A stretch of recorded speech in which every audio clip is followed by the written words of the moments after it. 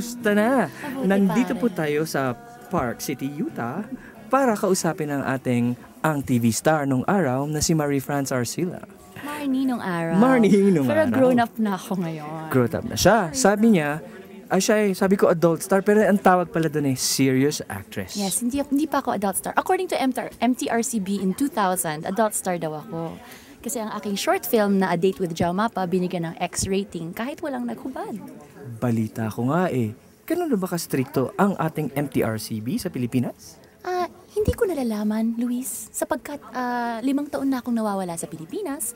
Ngunit sa aking huling pagbalik ay nalaman ko nga na nagkakaroon pa rin ng censorship sa Pilipinas.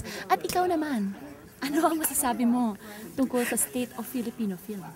Nako, excited na excited kasi ang digital revolution ay nagkakaroon ng tsansa ang mga Pilipino, mga filmmakers, mga estudyante na makapagawa ng pelikula na mura lang. Hindi na kailangan gumastos ng milyon.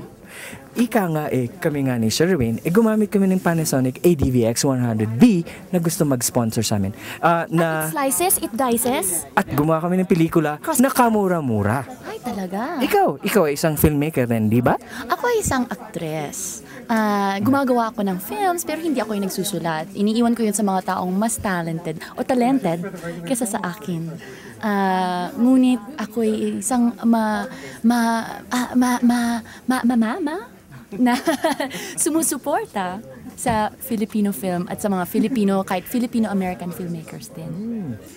Ika nga tayo ay mga journalist. At napakaganda ng iyong sign, AZN. Sabihin mo nga, ikaw ba isa ngayong VJ? Ay, VJ, hindi naman po. Kung tatawagin po isang host o anchor sa isang TV show sa Channel 500 na makikita nyo tuwing Huwebes, every 9 o'clock. Makikita nyo rin siya pag nagre-rerun na madalas. Hindi po ako isang host. Primarily, ako po ay isang actress pa rin. Ngunit, dahil mahilig ako sa mga Asian films at lahat na yan, syempre, gusto ko din na makasama at makakover na rin, makalaman ng madaming bagay tungkol sa mga yan. At makamit ng mga tao katulad nyo.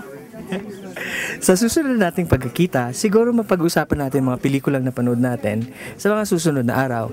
Of course, ating i-congratulate nating kaibigan sa Pilipinas na ang pangalan ng Reyes Solito na napanood natin. Congrats, Reyes! Maganda yung pelikula.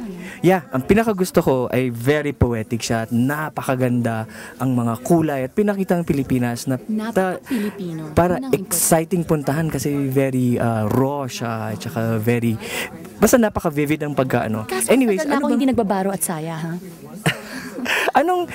Kung bibigyan ka ng isang word na i-describe mo ang pelikula, mapa-English o Tagalog, anong word ang gagamitin mo? Rich. Ako? O sige, kung rich ka, ako vivid.